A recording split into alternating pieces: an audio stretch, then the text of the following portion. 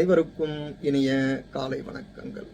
இன்றைய அமுத மொழியிலே நாம் பார்க்க இருப்பது ஒரு அருமையான சுபாஷிதத்தை. வாருங்கள்.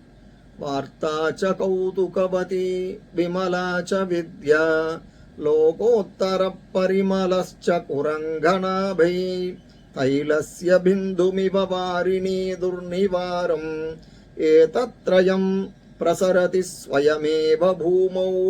வார்த்தாச்ச கௌதுகவதி விமலாச்ச வித்யா லோகோத்தரः பரிமலஸ்ச குரங்கணாபே தைலஸ்ய பிந்துமிவ வாரிணி துர்நிவாரம் ஏதத்ரயம் பிரசரதி ஸ்வயமேவ பூமௌ.